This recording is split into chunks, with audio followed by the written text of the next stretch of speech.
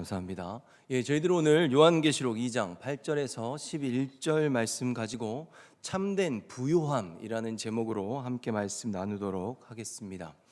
그리고 오늘은 저희들 요한계시록 7교회의 두 번째 시간으로서 서모나 교회에 대한 내용을 다루고 있습니다. 저희들 지난 시간 살펴보았듯이 이 각 7교회에 말씀하시는 예수님의 모습은 다 다른 모습으로 등장하고 있습니다. 그것은 그 교회를 향한 메시지와 긴밀한 연관성을 갖고 있기 때문입니다. 그래서 오늘 서머나 교회에 말씀하시는 예수님의 모습은 이렇습니다. 첫 번째 모습을 보면 2장 8절에 처음이며 마지막이요 라고 되어 있습니다. 여러분, 첫째로 지금 처음이며 마지막이요 라는 것은 저희들이 익히 알고 있는 알파와 오메가이신 하나님을 나타내는 표현입니다. 그런데 이것이 원래 알파와 오메가라고 하면 보통 하나님을 표현했는데 지금 이 계시록에서는 이 하나님의 자리에 똑같은 표현을 놓으면서 예수님을 소개하는 지금 명칭으로 지금 말하고 있다는 것입니다. 무슨 뜻입니까? 첫째로는 우리들의 삶의 주인이시고 주관자이신 지금 그 하나님, 근데 지금 이 예수님께서 바로 그런 하나님과 동등된 권세를 가진 삼위의 하나님이심을 드러내주고 있는 것입니다. 그리고 이 알파와 오메가, 처음과 나중이라는 것은 당시에 신약 성경이 기록되었던 바로 신약 성경을 기록한 언어인 이 헬라어의 첫 번째 자음과 마지막 자음입니다. 그러니까 이것을 영어로 하면 저희가 보통 A to Z라고 부르죠. 이 G인데 바로 이 한글로 하면 기역에서 희응까지라고 되어 있다고 보면 됩니다. 그럼 이것이 갖는 의미가 무엇인가라고 생각해 보면 보통 이렇게 표기되어 있는 책들은 미국의 서점에 가보면 백과사전 같은 책들에 이렇게 제목이 기록되어 있습니다. 다시 말해서 이 처음부터 A부터 Z까지 그 중간에 모든 것을 포함해서 단 하나도 빼놓지 않고 처음부터 끝까지 일일이 다 알려주는 모든 정보가 여기에 다 들어있다라는 의미를 갖기 때문입니다. 그리고 이것이 본래 성경에서는 어떤 단어로 표현되는가 하면 구약 시대에는 바로 여호와를 뜻하는 표현이 바로 이 알파와 오메가, 처음과 나중이었습니다. 출애굽기 3장 14절의 말씀을 보면 하나님이 모세에게 이르시되 나는 스스로 있는 자이니라. 또 이르시되 너는 이스라엘 자손에게 이같이 이르기를 스스로 있는 자가 나를 너희에게 보내셨다 하라. 아멘. 여러분, 이것이 성경에서 하나님께서 처음으로 여호와라는 이름을 주님의 백성에게 지금 모세를 불러서 알리시는 대목입니다. 이 땅의 모든 인간들은 다 그 존재의 시작이 있습니다. 모든 인류는 전부 다 어머니의 태로부터 태어나지 않습니까? 그리고 심지어 최초의 인류였던 아담에 이르기까지도 하나님께서 흙으로 만드신 존재였습니다. 이처럼 모든 거에는 시작이 있다는 것입니다. 그런데 다름 아닌 그 여호와 하나님께서는 그 누구의 도움도 없이 스스로가 모든 것을 충족시키시고 그 어떤 시작이나 그 어떤 끝도 없는 항상 계신 분, 항상 존재하시는 가장 완벽하고 그 모든 것 하나도 빼지 않고 단 하나도 부족함이 없는 항상 충만하신 분이심을 지금 나타내는 표현이 바로 이 여호와입니다. 그런데 바로 이렇게 모든 것에 단 한순간도 부족함이 없고 빈틈도 없으신 그 주님께서 지금 우리들을 주관하신다고. 무엇입니까? 그 어떤 것도 염려하지 말아라, 두려워하지 말라라고 지금 당신을 소개하고 계신 것입니다. 그러니 여러분, 지금의 저희들 또한 이 온 세상을 창조하시고 이미 그 마지막까지 다 정해놓으신 주님께서 우리들의 삶을 주장하시고 우리의 주인 되셔서 우리를 책임지고 우리를 이끌어 가신다는 것을 저희들 믿어 의심치 않기를 소망합니다. 그리고 둘째로 어떻게 소개되고 있는가 하면 2장 8절에 죽었다가 살아나시니 라고 소개되고 있습니다. 여러분, 이 땅 위에서 역사상 죽었다가 다시 살아난 이는 오직 예수 그리스도 한 분밖에 없습니다. 물론 죽었다가 다시 살아난 사람들은 있죠. 회당장 야이로의 딸도 그랬고 나사로도 죽었다가 살았습니다. 그러나 그들은 다시 죽었습니다. 무슨 말입니까? 오직 예수님 한 분만이 다시 사셔서 정말 부활하시고 그대로 다시 죽지 않으시고 하늘로 승천하셨고 지금도 보좌 우편에서 이 땅의 모든 것들의 주관자로 살아 역사하고 계십니다. 그래서 이런 주님께서는 당신을 믿는 백성들에게 이렇게 말씀하십니다. 요한복음 11장 25절에서 26절의 말씀을 보면 예수께서 이르시되 나는 부활이요 생명이니 나를 믿는 자는 죽어도 살겠고 무릇 살아서 나를 믿는 자는 영원히 죽지 아니하리니 이것을 내가 믿느냐. 아멘. 이처럼 우리를 구원하신 주님, 장사한 지 사흘 만에 부활하신 주님을 믿으면 주님의 백성들은 절대로 그 어느 누구도 죽지 않습니다. 이처럼 이 땅에서의 죽음은 우리의 표면적인 육신의 죽음일 뿐 우리들의 영혼은 그 어떤 순간에도 절대로 죽지 않는다고 지금 말씀하고 계십니다. 게다가 저희들이 지난 시간에 전체 성경 공부 시간에 잠시 다루었던 것처럼 성경이 말하는 죽음이라는 것은 단순히 육신의 죽음만을 말하는 것이 아닙니다. 우리들의 영혼이 죄로 인해서 거룩하신 하나님과 분리되는 것, 분리되어 있는 것, 바로 이것이 죽음입니다. 그러므로 지금의 이런 예수님의 말씀은 우리가 예수님을 믿음으로써 죄 사함을 받고 하나님과 다시금 우리가 하나가 되지 않습니까? 이제 하나님과 분리되지 않고 함께 있는 생명을 가진 이 영원한 생명을 우리가 절대로 잃어버리지 않는다는 것을 지금 알려주고 계십니다. 그러므로 지금 서머나 교회의 이런 모습, 단 한순간도 빼놓지 않고 모든 것들을 다 주관하시는 분, 충만하게 채우시고 다 책임지시는 분, 그리고 절대로 죽지 않는 분, 죽었다 다시 살아나셔서 영원히 살아계신, 지금도 그 영원한 삶을 주관하실 그 주님으로 지금 소개하는 예수님을 우리가 지금 들어보니 어떻습니까? 앞으로 지금 이 서머나 교회에 어떠한 일들이 일어나게 될지 저희가 지금 이 소개를 들음으로써 충분히 가늠해 볼 수 있다는 것입니다. 정말 그들에게 그들의 목숨을 내놔야 할 만큼 육신으로는 죽을 수밖에 없지만 내가 안 죽는 것이니까 두려워하지 말아야 한다는 그런 지금 엄청난 환난의 폭풍이 닥쳐올 것을 지금 말해주고 있다는 것입니다. 그러나 주님께서는 뭐라고 말씀하셨습니까? 너희들은 절대로 그 어떤 순간에도 죽지 않는다. 그리고 이 세상에서 육신의 죽음이 찾아온다고 할지라도 처음과 나중인 알파와 오메가인 여호와 하나님과 동등된 내가 주관하지 않는 그 어떤 순간, 시간, 그런 사건들은 존재하지 않으니까 절대로 두려워하지 말라고 지금 당신을 소개하신 것입니다. 그렇다면 여러분, 당시에 이 시기에 서머나 교회의 상황이 어떠했을까요? 9절의 말씀을 한번 보겠습니다. 제가 읽겠습니다. 내가 내 궁핍을 알거니와. 아멘. 여러분, 굉장히 아이러니한 부분이 뭐냐면 이 서머나 지역은 당시 이 편지를 받았던 7개의 도시들 중에 가장 부유했던 도시였습니다. 그런데 다름 아닌 이 둘째가라면 서러웠던 이 부자 도시에서 주님을 따랐던 그리스도인들은 가장 가난한 자들로 살았다는 것입니다. 이것은 일전에 말씀드렸듯이 우상 숭배와 황제 숭배의 문제 때문이었습니다. 당시의 사람들은 기본적으로 장사를 하려면 각 지역마다 또 각 직종마다 소속이 분명해야 했습니다. 이게 무슨 뜻인가 하면 일종의 자격을 갖춰야 했다는 것입니다. 그래서 장사하는 자들은 그 모임을 가져야, 그 모임에 참여해야 그 상업을 할 수 있는 그 권한을 받았던 건데 그것을 길드라고 불렸는데 그 길드들은 각자의 우상들을 다 가지고 있었습니다. 그러니 거기에 참여하고 가서 같이 우상 숭배하고 그래야 장사를 할 수 있는 것인데 기독교인들은 나 하나 잘 먹고 잘 살자고 이 우상을 숭배하는 길드에 절대로 참여하지 않았던 것입니다.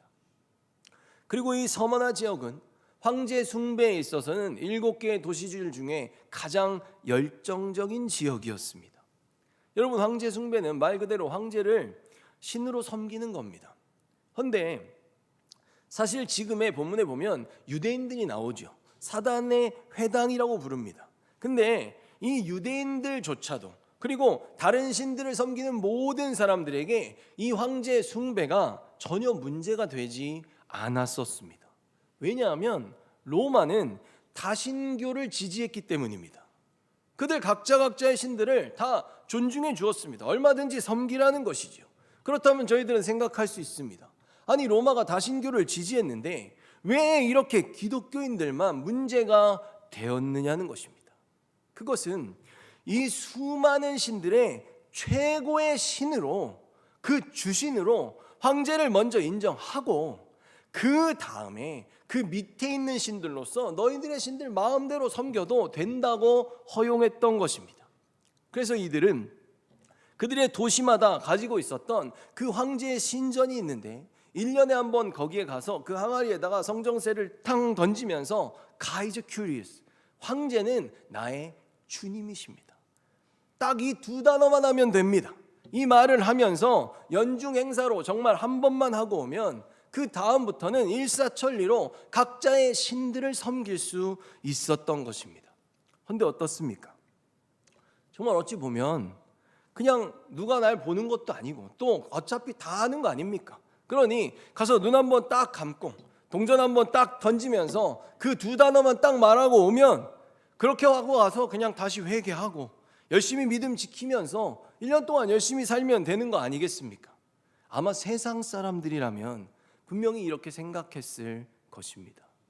저게 저렇게까지 해서 목숨까지 걸 일인가? 라는 생각이 그들한테는 들 수 있었다는 것이죠. 그런데 당시의 그리스도인들은 바로 이거 한번 하는 것을 절대로 하지 않겠다고 거부함으로써 이렇게 핍박을 받았습니다. 그리고 여기서의 궁핍이라는 단어는 아주 극단적인 그 최악의 극빈을 표현하는 단어입니다. 황제에게 그렇게 한 번만 고개를 숙이면 뭐 직접 하는 것도 아니지 않습니까? 당시의 모든 사회활동과 종교활동이 가능한 그 증명서를 받을 수 있었는데 그리스도인들은 그것을 받지 못했던 것입니다. 여러분, 제가 예전 한국에서 살 때까지만 해도 저는 그 주민등록증이 그렇게 귀한 건지 잘 몰랐습니다. 그런데 제가 미국에 가서 그 나라의 시민이 아니라는 것이 정말 얼마나 불편하고 서러운 것인지를 절감하고 돌아왔습니다. 은행에 갔는데 통장을 안 만들어줍니다. 그래서 생각해 보니까 한국에서 통장 만들 때 주민등록증 보여줬던 것 같아요. 근데 통장을 안 만들어주니까 맨날 처음에는 통장이 없어서 현금을 동전까지 다 들고 다녔습니다. 먹고 살아야 되니까. 그렇게 살아가던 시절이 얼마나 불편하고 힘들었는지 모릅니다. 그래서 통장 만들려면 서류 한 7개에서 8개 정도를 준비해야 된다 그래서 다 준비해 와서 통장 하나를 만들었습니다. 근데 통장을 만들면 뭐합니까? 외국에서 살아온 사람은 또 일을 못해서 저는 입금을 할 수가 없어요. 그 통장은 한국에서 보내는 돈을 송금만 받을 수 있는 통장을 거기서 만들어줬습니다. 보험도 너무 비싸서 의료보험이 안 되니까 병원에 가면 의사 선생님 얼굴 한 번 보면 한 13만 원 정도 내야 됩니다. 근데 가서 얼굴 한번 봤는데 저한테 가서 타이레놀 사 먹으라 그럴 때가 있어요. 그럼 내가 이럴 걸 여기 와서 이 사람 얼굴을 보고 있나. 근데 너무 심해서 아프면 가야지 어떡하겠습니까? 약을 받아야 되니까. 항생제를 처방을 받으면, 열흘치 처방 받으면 그 가격이 한 45만 원 정도 나옵니다. 정말 한 나라의 백성으로 살아가면서 나라의 혜택을 받고 또 보호를 받는다는 것, 그것이 정말 그 무엇과도 비교할 수 없는 특권임에 분명합니다.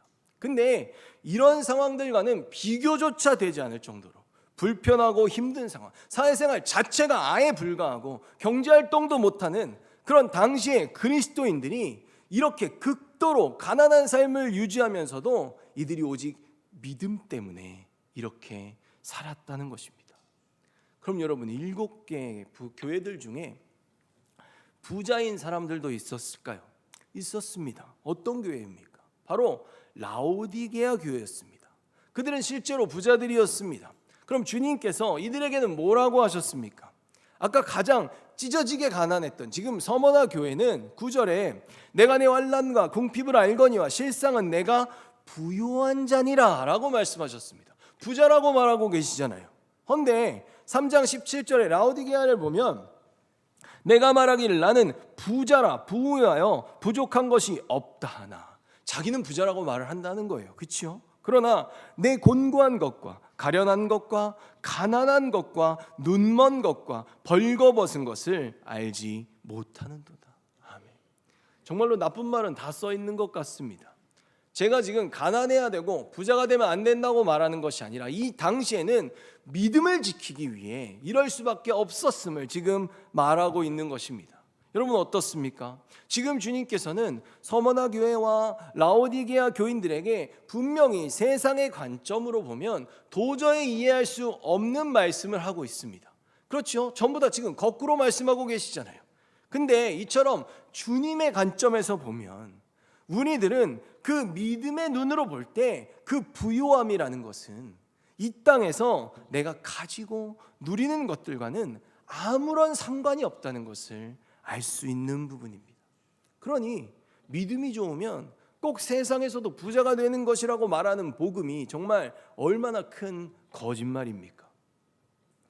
여러분 우리들의 부요함은 이 10년 가운데 주님이 함께 하심이고 그 성령의 충만함으로 우리가 이 땅에서 살아가는 삶을 오직 주님의 말씀대로 살아가는 것, 그것이 바로 부요함이고 부자됨임을 절대로 잊지 마시기 바랍니다. 우리가 그리스도의 길을 걸어갈 수 있다는 것, 이것이 그 무엇과도 비교할 수 없고 바꿀 수 없는 참된 부자의 인생입니다. 그런데 여러분, 서머나 교회의 어려움은 이런 가난함만의 문제가 아니었습니다. 저희 9절에서 10절의 말씀을 한 번 더 보도록 하겠습니다. 제가 읽겠습니다. 내가 내 환난과 궁핍을 알거니와 실상은 내가 부유한 자니라. 여기서부터 나옵니다. 자칭 유대인이라 하는 자들의 비방도 알거니와, 유대인들이 엄청나게 괴롭혔다는 겁니다. 실상은 유대인이 아니요 사탄의 회당이라. 너는 장차 받을 고난을 두려워하지 말라. 볼지어다 마귀가 장차 너희 가운데서 몇 사람을 옥에 던져 시험을 받게 하리니 너희가 10일 동안 환난을 받으리라. 내가 죽도록 충성하라. 그리하면 내가 생명의 관을 내게 주리라. 아멘. 바로 지금 여기서 사탄의 회당이라고 말하는데, 회당은 유대인들이 모였던 장소죠. 그러나 이 회당이라는 단어는 모임이라는 의미도 있습니다. 그러니까 유대인들이 어떤 사탄교 같은 장소를 만들어 놓고 거기서 막 이렇게 뭐 사탄을 찬양 이런 게 아니라 유대인들의 그 모임, 그 단체, 그들의 사회를 지금 말하고 있다고 생각하시면 편할 것입니다. 유대인들이 그 핍박의 가장 큰 핍박의 요인이었다는 것이죠. 당시의 유대인들은 어땠습니까? 자신들만을 하나님의 선민으로 여깁니다. 그들은 사실 지금도 그래요. 그래서 유대인들은 겉으로는 드러내지 않지만 그들은 자녀들한테 말씀만 가르치는 게 아니라 탈무드나 어떤 장로들의 유전을 지금도 가르치는데, 거기에 보면 우리 이방인들이지 않습니까? 우리들은 지옥의 땔감이라고 가르칩니다. 지옥에서 있는 그 회원도 아니고 땔감이라는 거죠. 그 사람들을 괴롭히는 도구 정도밖에 안 된다는 겁니다. 근데 이런 선민의식을 갖고 있었는데 로마인들의 입장은 달랐습니다. 로마인들이 유대인들을 보면 어땠냐면 유대인들하고 그리스도인들하고 같아 보이는 거예요.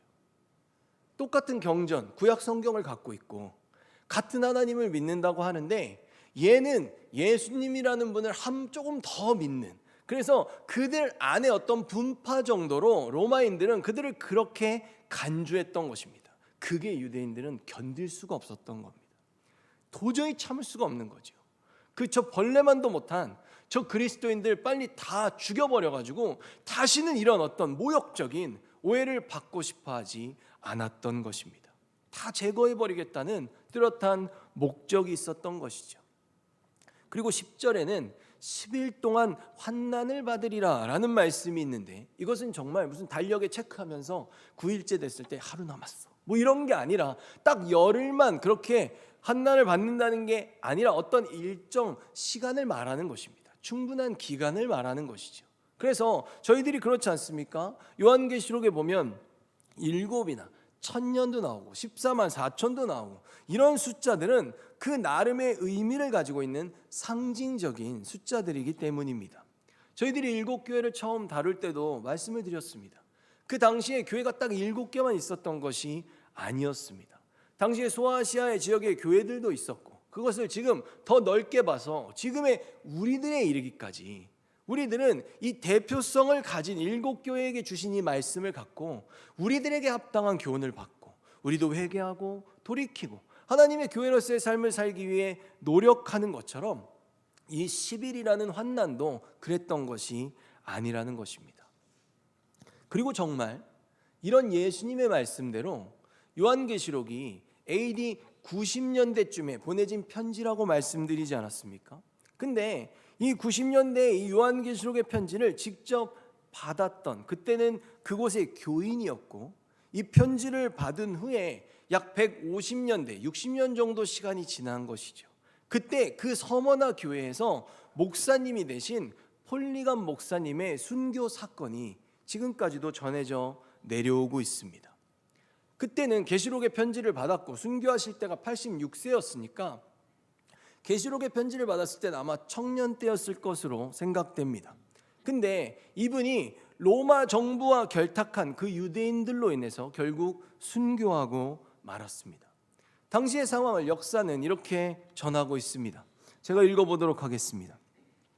유대인들은 마치 전쟁터에서 적군에게 하듯 우리를 죽이고 이방인들을 고문하듯 대했다.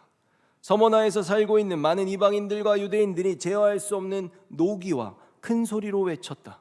군중들이 갑자기 몰려들더니 작업장과 목욕실로부터 장작과 불쏘시개를 준비하여 나왔다. 특히 유대인들은 그들의 습성대로 매우 과격하게 폴리갑을 죽이는 일을 열심히 도왔다. 아멘. 여러분, 이때 폴리갑 목사님의 나이는 아까 말했듯이 86세였습니다. 그리고 이 로마의 총독이 목사님에게 이런 권유를 했어요. 지금이라도 살려줄 테니까 예수 그리스도를 딱 한 번만 모독하라고 그렇게 권하였습니다. 그때 목사님께서는 이 로마의 총독에게 이렇게 말했다고 전해지고 있습니다. 나는 86년 동안 그분을 섬겨왔는데 그동안 그분은 단 한 번도 나를 부당하게 대우하신 적이 없습니다. 그런데 내가 어찌 이제까지 섬겨온 나의 왕 그리스도를 모독할 수 있겠습니까? 당시 폴리감 목사님에게 내려질 처형은 화형이었습니다. 그래서 목사님이 계속해서 이어갑니다. 당신은 잠시 타오르다가 곧 꺼져버리는 불로 나를 위협하고 있습니다. 왜냐하면 당신은 장차 임할 심판과 악인을 위해 예비된 영원한 형벌을 알지 못하고 있기 때문입니다. 자, 왜 지체하고 있습니까? 당신이 원하시는 대로 하십시오. 이처럼 서머나 교회 감독이었던 폴리감 목사님은 정말 그 주님의 편지를 받은 그대로 죽기까지 충성을 다하셨습니다. 요한복음 16장 33절의 말씀을 보면 이것을 너희에게 이르는 것은 너희로 내 안에서 평안을 누리게 하려 함이라. 세상에서는 너희가 환난을 당하나 담대하라. 내가 세상을 이기었노라. 아멘. 여러분, 우리들 이미 이긴 싸움을 감당하고 있습니다. 예수님께서는 이미 2000년 전에 십자가에서 이 세상을 이기셨습니다. 그리고 장사한 지 사흘 만에 부활하셨고 예수님은 죽지 않으셨습니다. 무슨 뜻입니까? 주님을 믿는 백성들은 절대로 죽지 않는다는 것입니다. 여러분, 그렇다면 이런 사건은 비단 서머나에만 있었던 사건입니까? 그렇지 않습니다. 우리나라에도 이런 시절이 있었습니다. 한 가지만 더 소개하고 마치도록 하겠습니다. 일제시대의 신사참배 사건입니다. 당시에 일본은 그들의 우상을 숭배하도록 우리들에게 강요했습니다. 소위 신사참배를 거부했던 기독교 학교들은 모두 다 폐교를 당했고 그 학교를 세웠던 선교사님들도 다 쫓겨났습니다. 그리고 그 누구보다도 우상에 굴복해서는 안 될 목회자들은 오히려 신사참배를 강요하는 일제의 총칼 앞에 우후죽순 무너지고 말았습니다. 하지만 당시 평양노회에 속해 있던 주기철 목사님은 이 신사참배를 끝까지 거부하셨습니다. 그래서 당시 평양노회가 신사참배를 결의했던 1938년부터 1944년까지 약 5년 기간, 정확하게 5년 4개월 동안 옥중에서 갖은 고문을 다 당하시고 47세의 나이로 순교하셨습니다. 당시 목사님께서 마지막 구속되기 직전에, 5번째로 구속되기 직전에 평양 담임하셨던 산정형 교회에서 목사님이 하신 그 설교문은 매우 유명한 설교문으로 지금도 전해져 내려오고 있습니다. 제가 잠시 그 일부를 읽어보도록 하겠습니다. 우리 주님 날 위해 십자가 고초 당하시고 십자가 지고 돌아가셨는데 나 어찌 죽음이 무섭다고 주님을 모른 채 하리까. 오직 일사각오가 있을 뿐입니다. 소나무는 죽기 전에 찍어야 시퍼렇고 백합화는 시들기 전에 떨어져야 향기롭습니다. 이 몸도 시들기 전에 주님 제단에 드려지기를 바랄 뿐입니다. 아멘. 여러분 어떠십니까? 저는 이 설교문을 보면서 폴리감 목사님의 그 마지막 고백과 이 주기철 목사님의 마지막 설교의 내용이 굉장히 닮아 있다는 생각이 들었습니다. 그리고 당시 많은 기독교인들을 구속하고 신문했던 경찰과 검찰의 조서 기록에는 이런 질문과 답이 오고 갔다고 전해지고 있습니다. 제가 잠시 읽어보겠습니다. 묻습니다. 천황폐하와 여호와 하나님 둘 중에 누가 더 높고 위대한가? 답합니다. 차원이 다른 관계로 서로 비교의 대상이 아니다. 묻습니다. 너희들이 말하는 세상의 끝날 심판에 과연 천황폐하도 대일본 제국도 심판을 받는가? 답합니다. 하늘 아래 모든 창조물 중 심판을 면할 존재는 없다.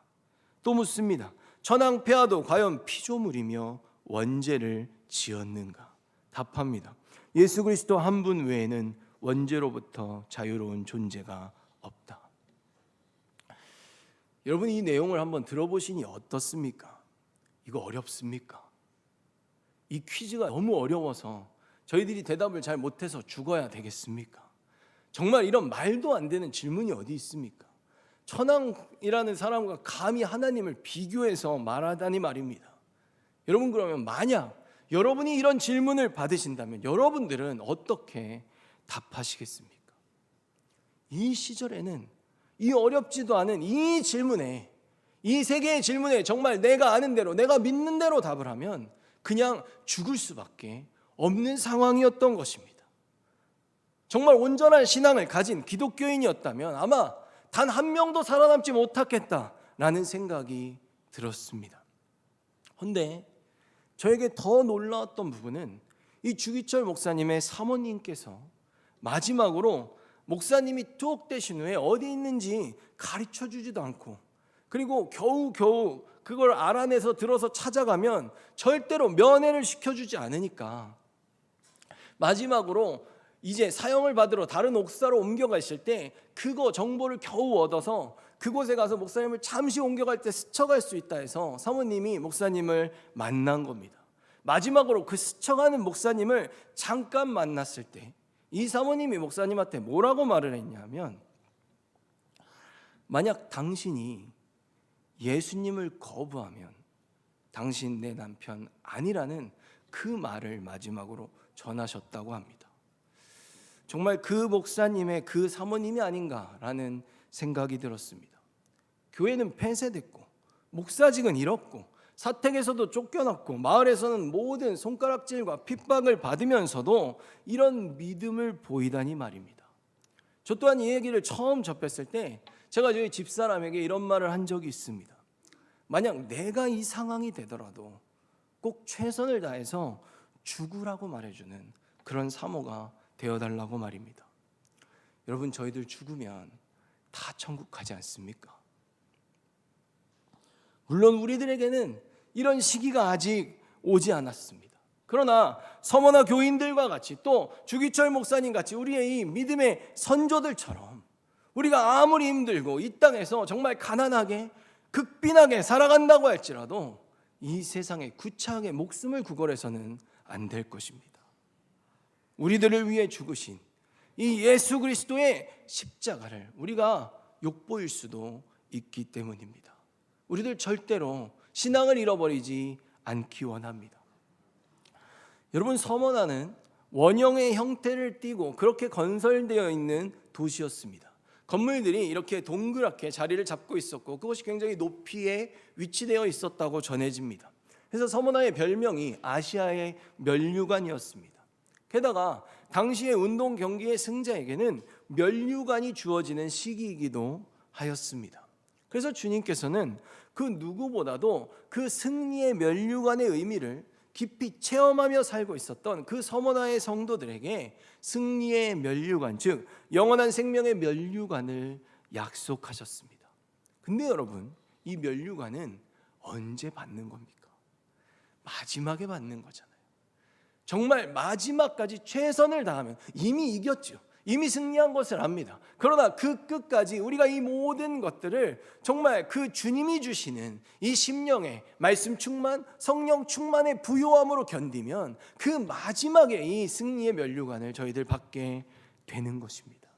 그렇게 주님을 만나는 날까지 이 세상의 평판과 세상의 시선이 아니라 오직 진리의 기준을 따라, 그래서 주님의 눈으로 볼 때 가장 부유한 자, 가장 부자된 자로 살아가는 우리들이 되기를, 이 고난과 환난의 길을 우리도 죽으면 죽으리라의 믿음으로 끝까지 걸어가기를 예수 그리스도의 이름으로 축원합니다. 기도하도록